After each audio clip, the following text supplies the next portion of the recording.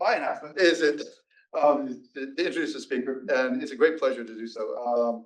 Samia has joined the conveners team for the seminar and has been a fantastic asset to it, and comes via, well, I now understand, via computer science, Australia, Bangladesh, and the 20th century, the 21st century, I guess, so the 18th. And in all ways, it seemed like a wonderful journey, and I'm glad you arrived here.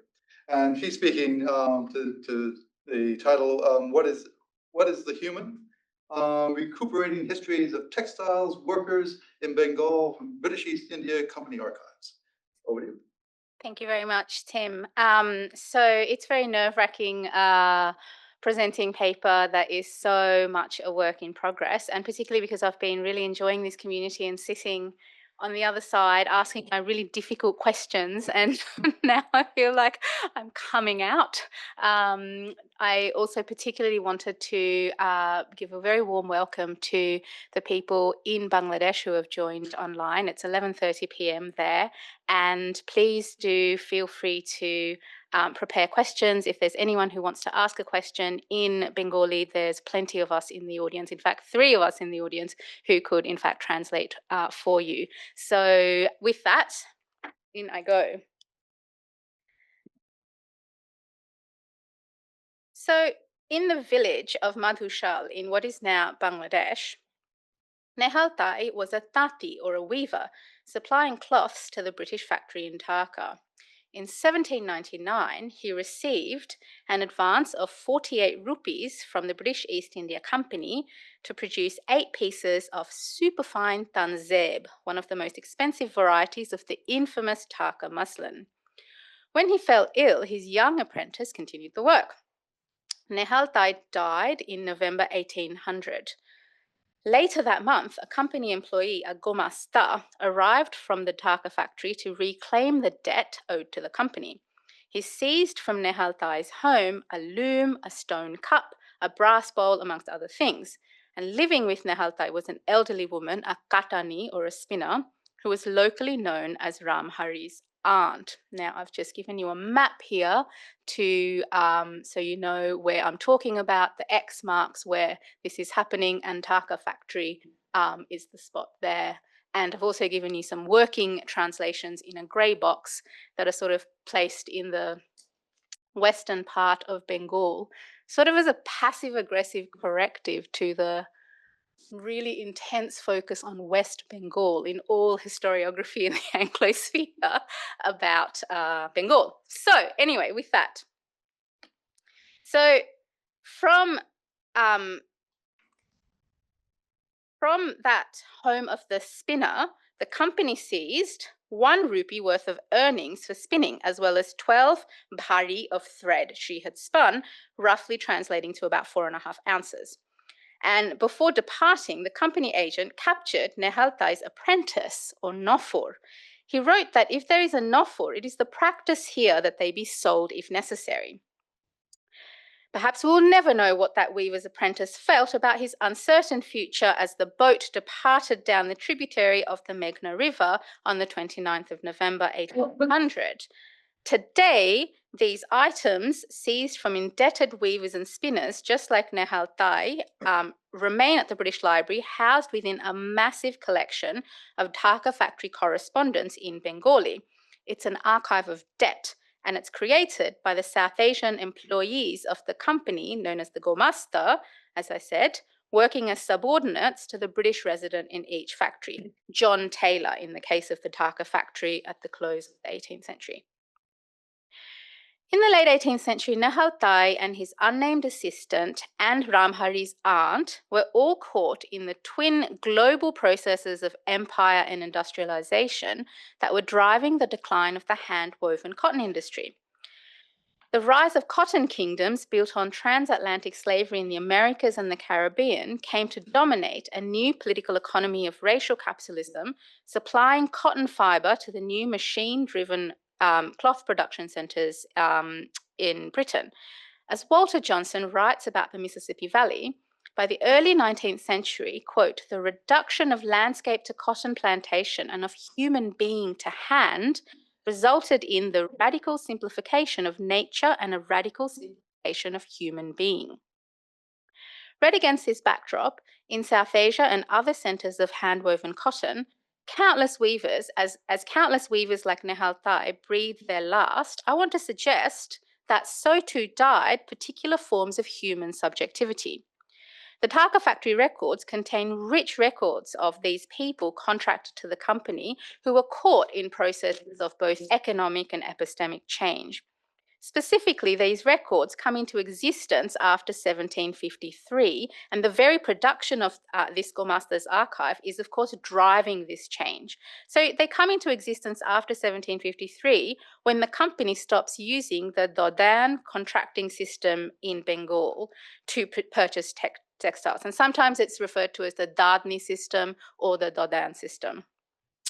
So the British stopped using local South Asian moneylenders and merchants to order and invest in cotton goods, and instead directly begin contracting with weavers by using the figure of the Gormaster, a salaried employee of the company.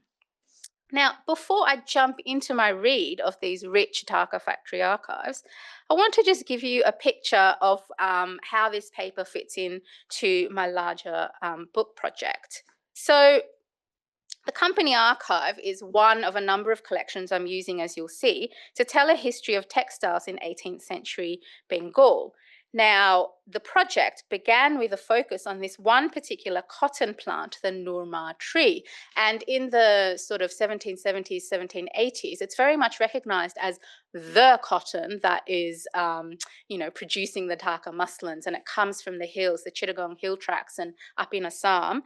And it kind of disappears from company records and even is sometimes talked about as being extinct by the early 19th century. So following this very intriguing shrub that sort of grows up to 5 feet tall, I sort of kept finding in the archives what felt like tree after tree after tree that had been obscured in histories of the cotton industry or economic histories of textiles in particular. And by tree here, I mean very broadly, because one of the trees that really intrigued me was a particular family tree of Isa Khan. Now, this is a family that will come up in this paper, and Isa Khan is described by a 16th century English merchant, Ralph Fitch, as the king of the land, supplying the best and finest cloths made of cotton in all of India, and his descendants, his family, controlled cotton production and land precisely in the regions that became famed for Dhaka cottons, Jangalbari, Sonargaon, Brahmanbaria, and so on. And of course, they lose their power, from the mid-18th century onwards. So this manuscript that I've also put up on here is a manuscript that was actually patronized by this family and it's written by a poet, Muhammad Safi, who says that he is the son of a spinner and also a Darvish, a Sufi saint. So there's this family's archives are incredibly rich entry points into the political economy and culture of cotton as the British are arriving. Okay, so the paper that you're about to get today is one that has been, because I've been steeped in these factory archives for such a long time, that it's been with me for a while, but I properly started writing it earlier this year when Margot Finn said, oh so casually, Samia, why don't you present a paper? So it's very much a work in progress, and I invite you to think with me. Now, I hope that you can see that the Dhaka records shimmer with the possibilities of piecing together histories from below. However, reading this archive against the grain simply cannot answer certain questions. What disappears are other theories of human being, other forms of human interiority, informed by South Asian intellectual histories and embedded in other political economies of cotton production. And, that view that Walter Johnson was giving us of the reduction of the human being to very simplistic terms is underpinned by this view of the human that also shapes this and other company archives in Bengal. The weaver as an entity that contains a substance called labor, and when this is mixed with the raw materials of cotton, cloth goods are produced as private property that can be taken to British markets.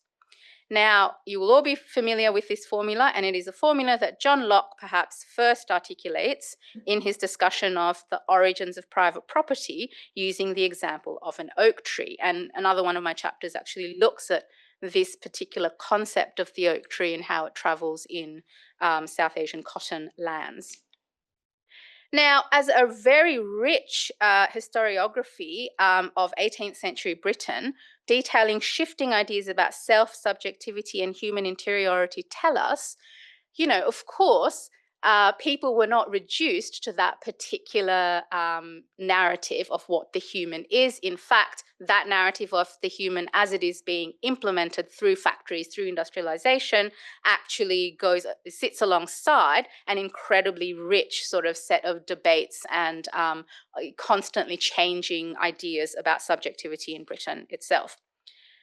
When you widen the frame of analysis to include colonial contexts and look at a site such as Bengal, what of course is inescapable is that the instantiation of modern selves is very much premised on the unmaking of other forms of human being. The contemporary implications of this disappearance are dire, not only for South Asian politics, but also for the British context I want to suggest. And, you know, with specific reference to histories of textiles in South Asia, successive generations of South Asian writers will take the Tati and the Katani, most infamously Gandhi, and will script the Tati and the Katani into the occupations of weaver and spinner, scripting these characters into South Asian past. And in doing so, they recast South Asian figures in the image of the romanticized weavers and the spinners of European histories through whom the colonial archive is actually structured. So what remains unanswered is who was the Tati, who was the Katani and the Nafar, how was personhood understood and experienced by these workers, what was the human? So I found something of a key for accessing some answers in quite a different archive when I travelled to what was once one of the bits of heartland of cotton production, Junglebari in Mymensingh in Bangladesh today. The ruins of a river fort at Junglebari continues to be inhabited by those who claim descent from the house of Isa Khan, and it's sort of attached adjacent on the other side of this mosque. And a descendant of this family, Jamal Dad Khan, showed me around this house adjacent to the mosque and said, this house once had 40 rooms. We were sitting in a yard where 3 of his children were chasing chickens around a cow, and that rectangular Mughal fort once featured 4 circular bastions and 12 doors opening out onto an internal courtyard. Now, it was from the mid to late 18th century that this family began losing vast swathes of land, and their influence seems to have dramatically declined after the 7 Years' War, for they had significant connections to the French East India Company. Only one bastion remains standing with 3 doors facing into the yard, and Jamal Dad Khan's elderly mother lives in it. And there she receives a steady stream of guests, mostly women who travel from afar to visit a Sufi shrine of a woman called Zinda Bibi adjacent to the house, and they bring sweets known as shirni. Now, it was Jamal Dad Khan's 12-year-old daughter, Tinni, who brought out the bowl and the stone from the house. These were from his times, Jamal Dad Khan said, handing me this brass bowl inscribed in Persian with a smooth spherical stone inside it. That's a sickness-binding stone, Jor Muranor Pathor in Bengali, he said, explaining that even now when the kids get grazes in their mouths, you can turn the stone in some water and drinking the mixture will cure all. When I was ill, I drank that, Tinni chimed up. The bowl cannot be removed from this house, he warned. Once someone tried to remove it secretly, but they dreamt of it and they brought it back. And with parts of the bowl worn away with holes, 12 arched doors are etched on the outside. The text that runs around the top of the lip of the bowl is a well-known verse from the Quran, Ayatul Kursi, and it's often recited as a form of protection from illness. As I began to turn the bowl to read the surah, the stone began to rattle inside. But where does it come from? I asked Jamal Dad Khan. He laughed about the stone. He laughed and said, how can we know where they got it from? Now, there is a vast literature about magic bowls and bezoar stones, two curios that Europeans began collecting from South Asia since at least the 16th century. With the bezoar appearing in the Picatrix, the Latin translation of the Arabic medical treatise Ghayat al-Hakim, these stones were harvested from the guts of peacocks, sometimes deer or goats. And the most detailed account, they have quite a literary life, both the stone and the bowl in South Asia. And the most detailed account of healing that I can find is in the Urdu short stories of Nayyir Masood, who was born into a lineage of Hakimi medical practitioners. And as Seema Alavi shows, the Hakimi system of medicine engages with Galenic theory of human body structured around bile humours. Now, famed as an antidote to poison, many bezoar stones made it into European royal households, and it's rumoured that Queen Elizabeth I wore one as a finger ring. Like bezoars, many medicinal bowls from South Asia are in museum collections across the world. There's 5 in the V&A at least, and the 20 magic bowls held in the Khalili collection of Islamic art in London is probably the largest collection.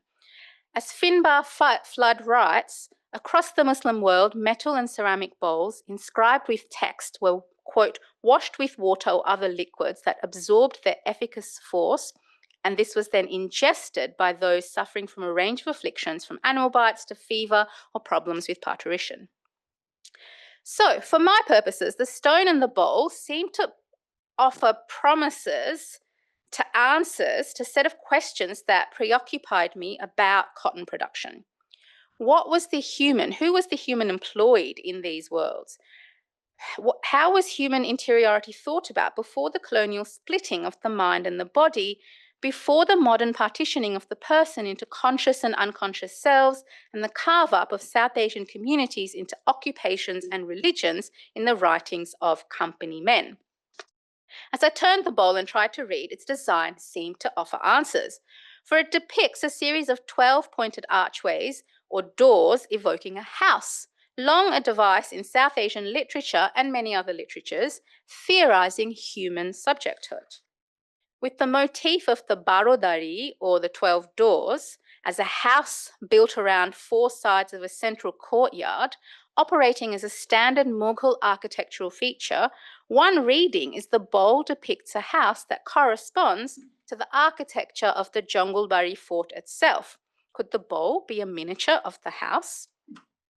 Now, curiously, the more I read about the house and its architecture, the more I seemed to understand the design of the bowl.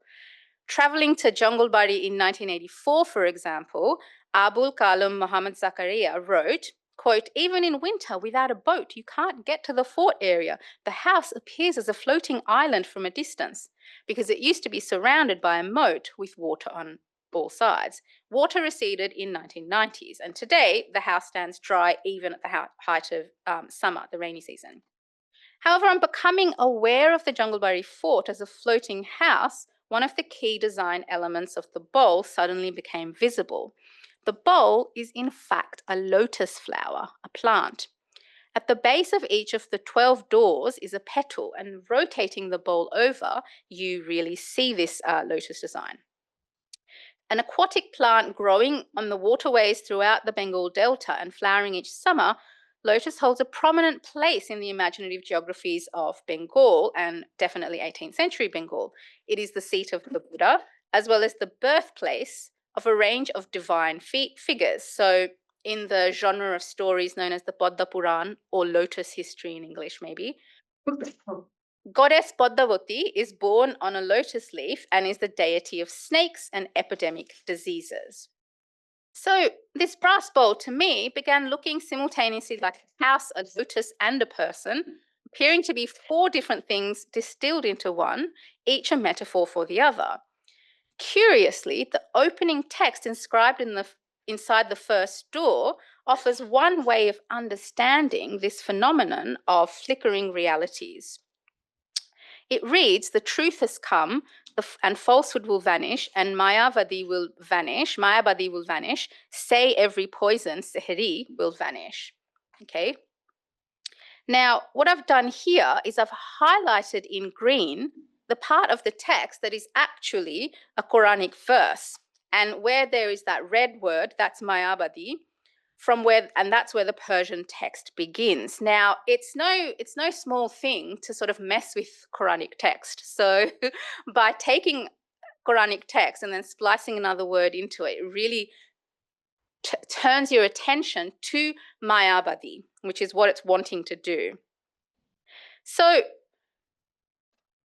asking the user of the bowl to recite this, the bowl highlights Maya, the intriguing concept which began to be translated into English illusion by company officers from the late 18th century, and most detailedly by Colebrook in the early 19th centuries, but I won't go into that. Now, with Maya Devi, I've given you a rough translation there. With Maya Devi, the goddess, personified as the mother of Buddha, Maya is part of a gendered grammar ordering Buddhist thought, and it was extensively reworked in countless streams of South Asian intellectual history.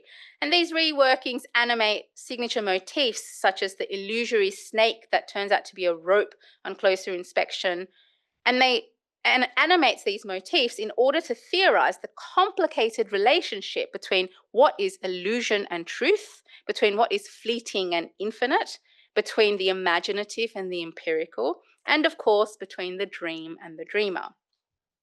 So how can thinking with this bowl, using this bowl and its bezoar, offer some insights into histories of human interiority? The bowl and the stone want to cure. Their purpose was to, after all, restore the self to health. Is it possible today, then, for historians to harness its power to see the I that it once sought to heal? This is, after all, precisely what Nair Masood does in his short story Snake Catcher in his account of these healing practices. What Masood does is he creates an I embedded in another episteme through a story narrated in first person by a boy, the snake catcher's apprentice, who goes around healing people who have been bitten. And it inducts the reader into a process of inhabiting that I in a story about curing people on the brink of death.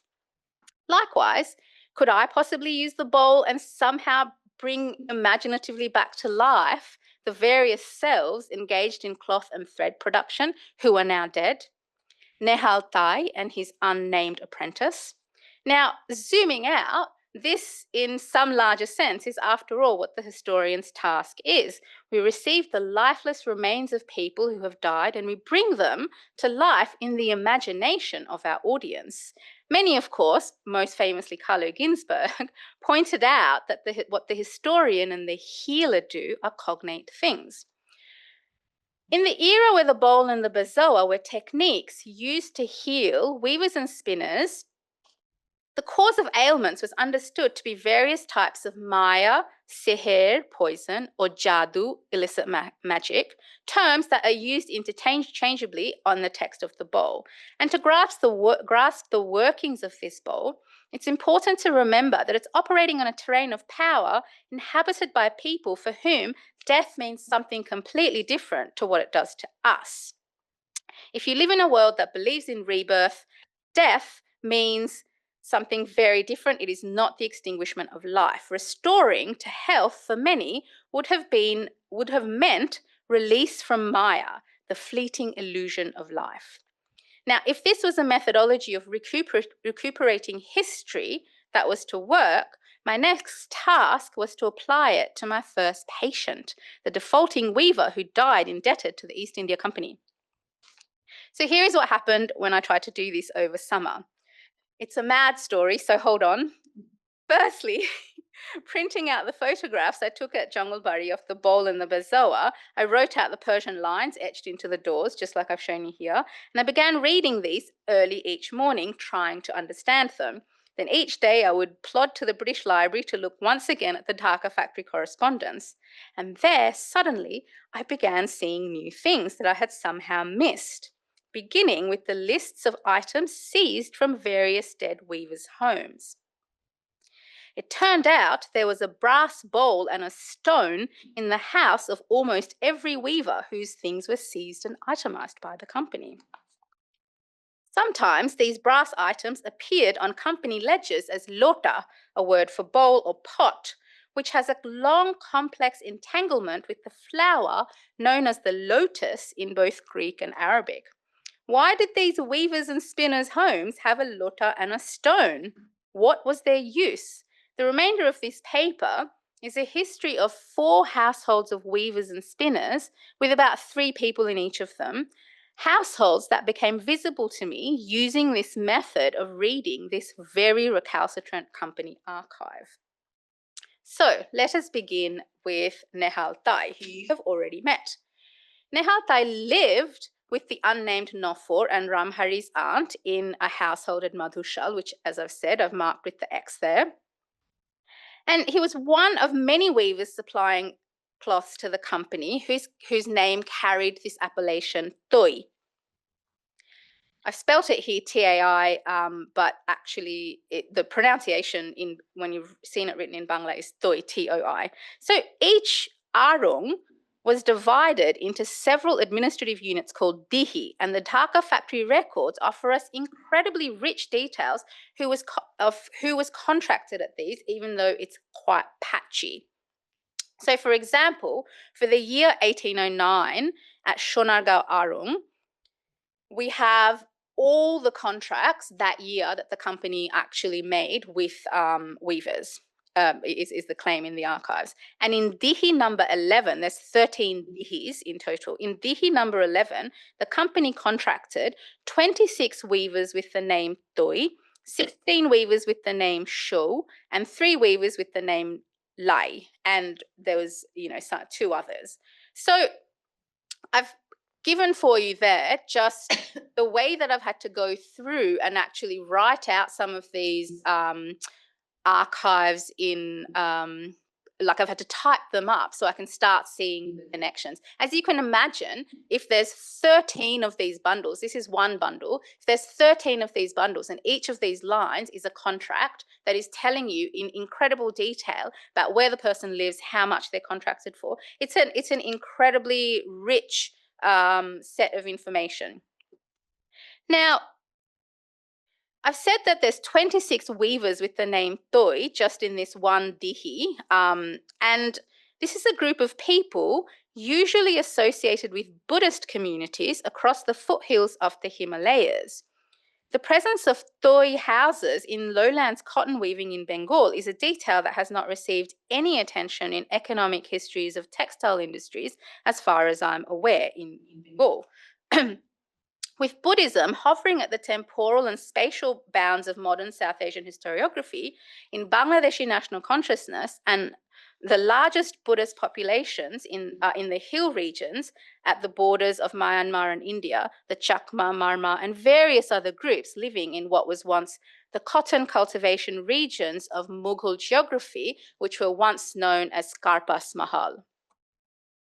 With Toi people, sometimes described as a race in Anglophone scholarship, it's Grierson in the late 19th and early 20th century in his Linguistic Survey of India, who first start describing the Toi as a language community. And he draws on William Jones's earlier theorization of the language of families to make the Toi a subcategory of Siamese Chinese family of languages. And since then, through modern eyes, these people have always been framed as Toi immigrants to South Asia. And there's a trope that repeats itself, is the declaration of Toi languages as dead. And it's a trope you can see them repeating at every single moment they meet Toi across, hundreds of years of writing about them now, or 200 years of writing about them. And, there's a historiography about the construction of modern subjectivity by Toi groups in 20th century South Asia.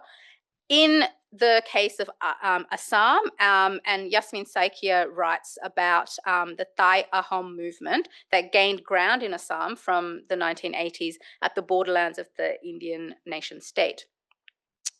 So in company encounters with Doi people in the late 18th century, colonial writers recorded at least 3 discursive strategies for how Doi people narrated their own past. Firstly, using narratives from the Mahabharata. Secondly, using a story about 2 brothers, the firstborn Kun Lai and the secondborn Kun Doi. And thirdly, a story about the half-bird, half-woman Monori and her airborne household. And each of these story cycles plots out different imaginative geographies across which Doi households were interconnected. Now, which of these blueprints for narrating history did Doi people supplying the Dhaka factory mobilize? Like the Chakma, Marma, and Lai-speaking people, did Doi households have connections to the Karpas Mahal? And by the way, you actually catch glimpses of Chakma people in the factory archives. You often see people signing using the Chakma script. I'm not sure whether you can assume that that means that they are Chakma people, what you would understand as Chakma people in Bangladesh today. But this is a feature of the archive. Now,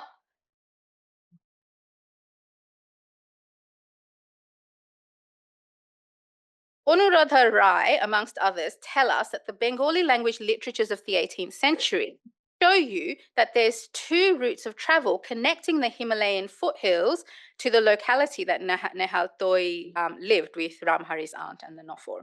Firstly, the east-west Chittagong-Sonargaon complex, and secondly, the south-north Bhogirath route, containing Sonargaon to Assam and the Brahmaputra River. Now, which of these routes did Doi people, and in particular Nehal Doi, arrive to Titbati? I found myself asking. However, I realized that if you don't assume that people being described as Doi came to Bengal from elsewhere, then a whole other geography becomes visible. A range of Chinese and Southeast Asian travelers' writings suggest that a network of Buddhist temples, mandir, connected the delta to the hills and beyond for centuries and well into the 20th century. As the collections of the Dhaka Museum tell us, Buddhist architectural forms featuring sculptures and inscriptions were present throughout the eastern parts of the Bengal Delta. And the iconography of these figures, which began to be retrieved from the depths of wells, tanks, and other features in East Bengal in the early 20th century, tell us the lotus was the seat of the gods. And this is an undated lotus sculpture, for example, which sort of really clearly shows this. There's a goddess inside it, and her workers or maids, the yoginis, are on the petals. And it's from Faridpur in what is today Bangladesh. So Bhattashali, museum curator Bhattashali, points out that many scholars have tried to relegate these architectural fragments to the ancient period, disciplining these figurines and sculptures into British colonial chronologies. However, the presence of significant numbers of Doi weavers in the Dhaka factory records suggests that Buddhist households were flourishing in company-era Bengal in the lowlands. What the Dhaka factory records hint is that many weavers like Nehal Doi and the Nofor lived in the lowlands in households that were structured around guru-shishyo or teacher-disciple relationships, a relationship that is at the heart of what Indrani Chatterjee describes as a monastic political economy, an asymmetrical relationship of intimacy, power, and knowledge transmission that fell outside the bounds of shifting definitions of family that the company institutions were playing a key role in constructing in 18th century Bengal. And adoption is one of the terms within which the guru-shishyo relationships sometimes get folded in. And as one of the chapters of Margot's book will tell us, adoption was a wide-ranging practice that saw elite South Asians construct genealogies of succession and social reproduction that were not connected to biological reproduction, infuriating company officials. The factory records sort of give us glimpses that this was not an elite practice, but of course it doesn't go into the details of what the quality of these relationships was. With Doi weavers comprising a handful of groups being contracted to produce some of the most valuable cloths being supplied to the company, superfine tanjeb, could the Nofor have been learning the skill of weaving this valuable cloth?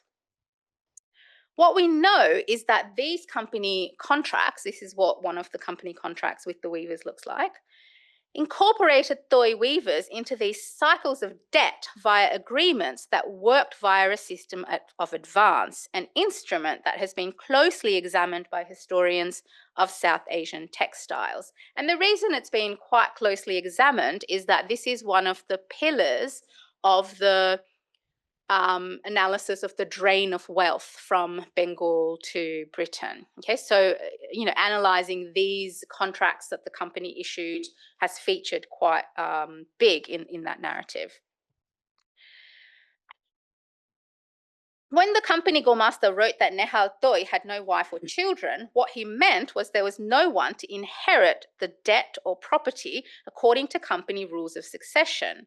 While we can glimpse the figure of the Shisho in the company documents, there are repeated instances where this figure does not translate into son in colonial logic, a move that disinherited monastic lineages of social reproduction, which our Nofor may have been part of. Now, in the analysis of the great Irfan Habib, Marxist historian of Mughal economic systems, the Dodan system of contracting weavers pre-1757 Bengal or pre-British Bengal closely approximated a system of usury established by company-era contracts. However, closer examination of the Persian texts that Habib bases this argument on suggests that the story might have been far more complicated. Now, one of the key texts that Irfan Habib relies on is the Risala-i Ziraat. It's a Persian language agricultural treatise, which he dates to 1750. It's held at the Edinburgh University Manuscript Library, and a very close inspection of the text shows that, firstly, it says that it was commissioned by a company officer, Yek Shahib, and secondly, it features the seal of James Grant, who was commissioning these reports for his well-known examination of the study of landed property in Bengal. So this actually dates the Risala-i Ziraat to more like 1785, nearly 3 decades after company colonization of the political economy of handloom production. And my point here is that this is a text that describes the Dodan system as it is operating under company rule, and yet Habib treats it like an account of pre-British rule in Bengal. To me, it points to one of the big absences in the historiography, the economic history of textiles in company-era Bengal. To date, I actually cannot find anyone who is actually reading a Dodan contract that is working in any kind of other system. I can't find any mentions of an actual Dodan contract. Now, my experience with South Asian history is because it's so vast, so complicated, so sophisticated. Anytime you say this doesn't exist, it just means you haven't read enough. So I will keep looking. But for a British history audience, you can see what I would describe as the big problem of South Asian history. You cannot get away from British archives. You cannot get away from British narratives as a result. So with the Guru-Shishya relationship extinguished by company contracts of debt, what falls away from the transmission through time is intellectual history. Now here I'm of course arguing for a radical expansion of what counts as intellectual history today. Whatever role, of course, that the replacement of the Dodan contract with company contracts played in disinheriting the Shishya and disrupting this Guru-Shishya relationship, the true decimation of this transmission that I'm talking about, of what I'm calling intellectual history, was of course in the land grabbing by the company. And as David Ludden and others have shown, agricultural expansion was absolutely synonymous with land grabbing in company-era Bengal. So I don't quite know yet how to connect these Buddhist communities that I'm seeing with this concept of Maya, and perhaps one place would be through a closer look at some of these sculptures that are being unearthed in precisely the places that they are working. I'm not sure. One of the interesting details is that a number of the houses of this Isa Khan family, there's lots of sculptures that come up from under them. So in 1928, N.K. Bhattacharya writes, Recently, a large number, 65 in all, images of Buddhist deities was discovered at Chewari under the Anwara police station of the Chittagong district, and that is a household that used to be controlled and owned by that family. So that's one direction in which I could take this. But let's leave Nehal Toi there for now and go to the household of Ram Bhangu Sho. So when Bhangu Sho died in the 1790s, it was Ram Sho living in the same household in a village near Shonargaon, which I've put here as the new red X. Ram Sho inherited his tools. They may have been brothers, cousins, or even father and son. Whilst working to supply the company with the contracted cloths in the aftermath of Bhangu's death, this grieving household engaged a man called Sheikh Takai from a neighbouring household as an employee to meet the demand for 10 cloths, which is quite a large number of cloths in the mode of contracting. Only 2 cloths had been completed when Ram died. And if Ram's wife or Sheikh Takai sought the help of a local Kaviraj or a Hakim or another medical person or perhaps a bowl to heal him, we do not know, but we know that it didn't do much good to stop his onward travels. On the 11th of December 1800, Ram breathed his last, and 2 days later, company employee Prithram Das arrived in their home to actually seize his things. Ram Sho's wife and her 3-year-old daughter watched on as the company employees seized all the weaving equipment and a range of other items, including a brass pot, a lota, and a stone and a brass plate. For Ram owed the company 141 Dhaka. And, they use the currency rupees, but in the archives it's written as Dhaka, which is the local word for money. So 1800 here is actually important. That's one of the years where there's a real spike in this kind of lists of seized. And the reason for that is that it's a year when there begins company pressure on the Gomasta to track down the descendants of indebted weavers made destitute or infirm since the year 1787. So from 1800, you see company officials producing sons and fathers out of ambiguous intergenerational relationships in the period 1787 to 1800, or sometimes creating brothers out of people living in the same household. Their aim is the extraction of the largest value of debt from a new generation of weavers. And in doing this, the companies, of course, engaged in the process of sculpting what they understood as family out of these households. Now, with the Gomasta specifying that Ram Sho left no son and that his brother had passed away earlier, the household items were set in motion to balance company account books. And, of course, Ram, his wife, his daughter, do not, lose access to the loom and the various items there. What we see is this concatenation of Ram and Bhangu into Ram Bhangu Sho on the company documents. This tells us that company contracts sometimes named more than one person. So you actually cannot read these contracts as being between an individual and the company, their households often, right? And you see that this opens up lots of different ways of actually reading the company contracts as contracts with multiple people. So who were Shotati? The legal depositions in the Dhaka factory records, which are very, very, very rich, show us that many weavers with this name Sho described themselves as Jati Sho. Jati being the classificatory system that came to be reworked into caste by colonial writers. Now, as the lists of contracts drawn up between weaving households and companies show us across Shonargaon, in Shonargaon in 1809, a total of 56% of the households described themselves as Shotati. So it's a massive proportion. This is a very large set of group of people who are supplying the company in Shonargaon. And you can see them in all the other arungs, but I don't have this full of tell about the other arungs. And you see them actually across every single level of the company hierarchy. So Horisho in Junglebari was employed by the company earning wages, and Dayaram and Doguran Show held land grants also in Junglebari. When you turn to the Persian language correspondence in company archives, you start to see that the figure of the Shotati may have been in fact pinned to the Dardan system of money lending and contracting. Now, Persian is the company language of business and diplomatic communications in 18th century Bengal, and Dhaka factory records are actually unusual in that Bengali.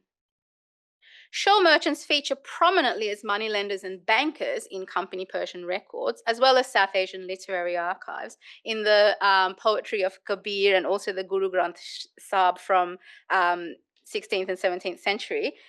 These texts imagine the great show in the sky as a deity. Now, as economic historian N.K. Sinha plotted, Marwari merchant Hiranand Shah established a banking house, and his son Manik Chand came to Dhaka in the early 18th century. The Mughal rulers conferred the title of Jagat Shet onto this family, the banker of the world. And Edmund Burke famously compared the house of Jagat Shet to the Bank of England, a household that supported the British East India Company in the Battle of Plassey. Their influence, the economic historians tell us, declined from the 1860s in the aftermath of both the rise of the company, but also in the economic nationalist take, because the people turned against them. They had supported the British in the Battle of Plassey. In Dhaka at this time, Fakir Chand Shah from this Jagat Shet family was the trader facilitating the movement of the valuable cotton goods between Dhaka and Calcutta, the company correspondence tells us. Now, what do these powerful Shah figures and banking households have to do with Shah weavers in Sonargaon and through East Bengal? Could it be possible that Shah was a name taken on by weaving households who received investments from powerful banking institutions such as Jagat Shet? If the movement of company capital could discursively create family, could the movement of South Asian capital create different lineages? Or perhaps when the Dardan system of advancing money to weavers is abandoned by the company and finally being abolished in 1774, maybe some Shah merchants go from running money lending businesses to running weaving households. Now, I don't know the answers to these questions. I need to pursue them more. If we were to actually try and get inside how are these people thinking about the human? How are they narrating self? Maybe you would turn to looking at the fact that many of their names suggest that they belong to Vaishnav families or Vaishnav movements. Vaishnavism is a movement that, is a devotion to Radha and Krishna, and the names allow us to see that they are somehow connected to Bhakti movements in Bengal.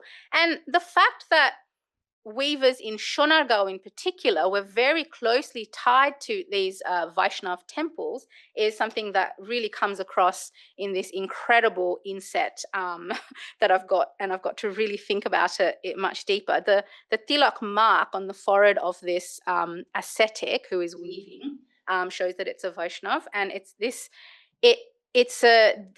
records like this that offer us any kind of in-point into the interiority of these Shah families. Now, I'm going to rush through this final two examples because I have spoken far too long.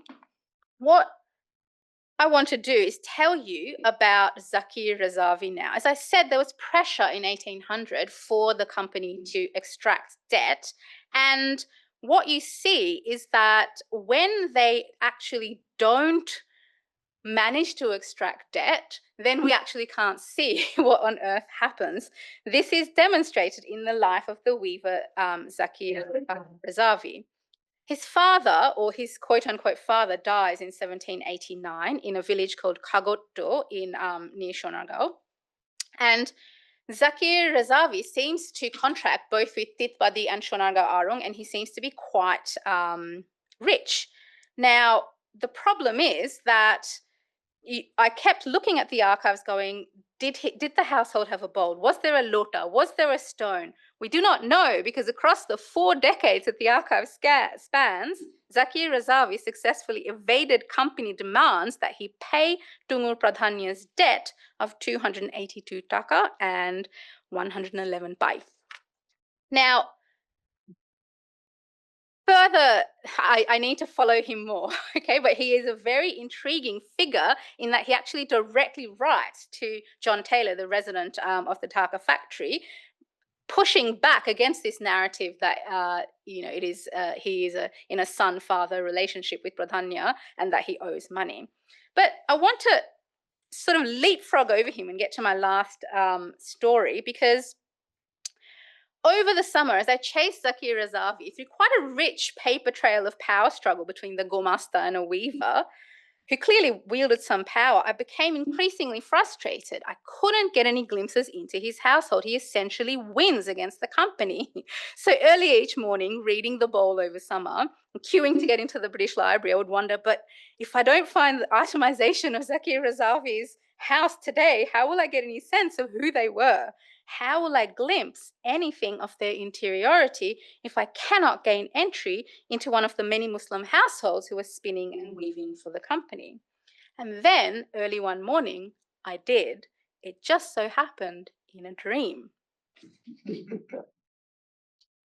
On 5th July 2025, I dreamt that I was in Whitechapel in East London, backbone of Bangladeshi London. Going into a restaurant in Brick Lane, I asked the Bangladeshi man at the reception room, "Where is Fundia Bibi's house?"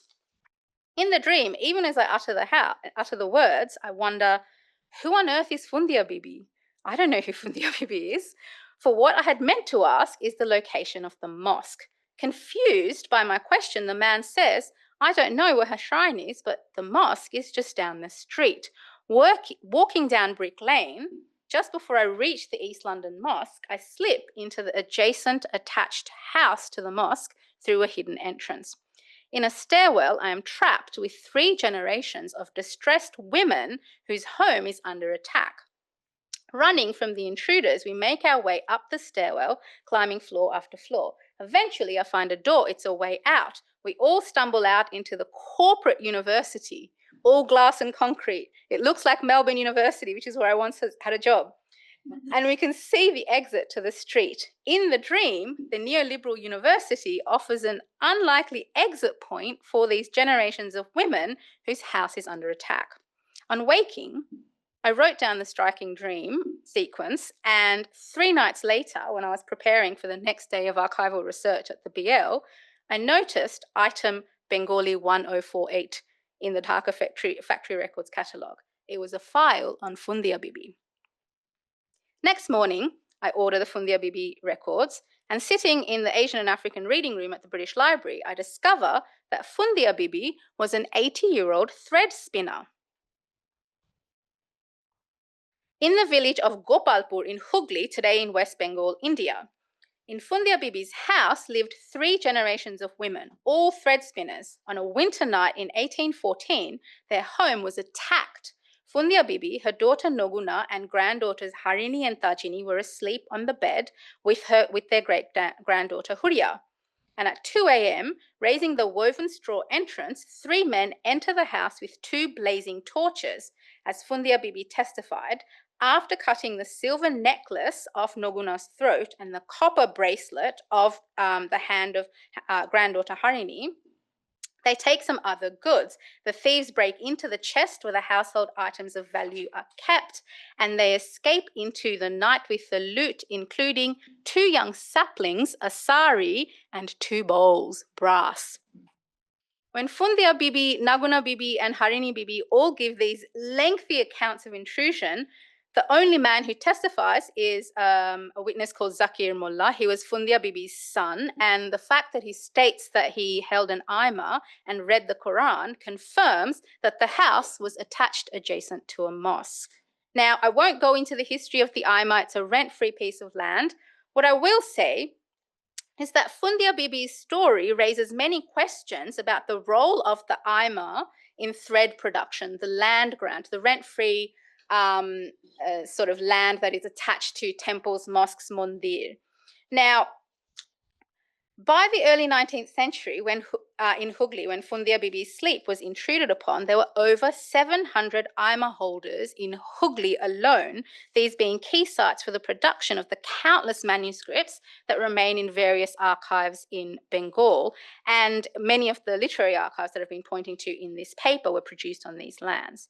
What the testimony of Fundia Bibi offer us is a glimpse into the rich social worlds of these women-led households that were attached adjacent to mosques and temples and on Aima lands. When she was asked in court who she suspected as the thief, she named Sheikh Bhelu of Mahmudpur. His house, Bati, she said, was at a distance of 3 miles from her house, and she repeatedly uses the word Bati for house throughout her testimony.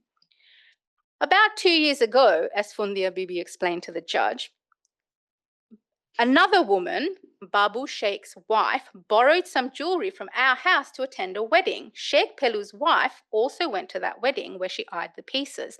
After the wedding, Babu Sheikh's wife returned the silver and copper jewelry to the house on a night when many people were there for a sinna, a gathering at a Sufi shrine to do zikr and offer sweets known as shirni. On that evening, Sheikh Pelu's wife once more saw the silver and copper jewelry worn by Fundia Bibi's daughters and granddaughters, and she said, quote, "Because of the sinna at my house, she was unable to steal anything then, but she plotted." Adding some embellishments to these details, her daughter claimed that Sheikh Pelu was present at the robbery itself. I glimpsed his face because of the torch he held, and her father, says that Sheikh Pelu is not only there, but he's holding a sword. So the story just gets bigger and bigger and bigger. And as Naguna Bibi testified, she told, quote, "Everyone in the village, and then after that I told Rohot and Fakru and Hori from the next village that I had recognized Sheikh Pelu, and soon his jealous wife became known as the orchestrator of the attack." Now, these legal papers form some of the richest veins of this archive, and bowls are ubiquitously present in these papers. It turns out that bowls, known in these archives as bati and lota and potro, were in rapid circulation in the economy of loot, theft, and robbery carried out not just by the company. The 2 brass bowls of bati stolen from Fundia Bibi's house raised the question, why is this word bati being used both for bowl and house? Why does it hold this twin meaning? And the answers are, of course, in literary archives, centuries worth of manuscripts which theorize one with reference to the other, intellectual histories that scholars today find so difficult to read. So I'm very much out of time, I believe, and so I will leave my very mad paper there. As you can see, it's very much a work in progress. I have thoughts on what directions I could take it in, but you've heard enough from me, so I look forward to hearing from you.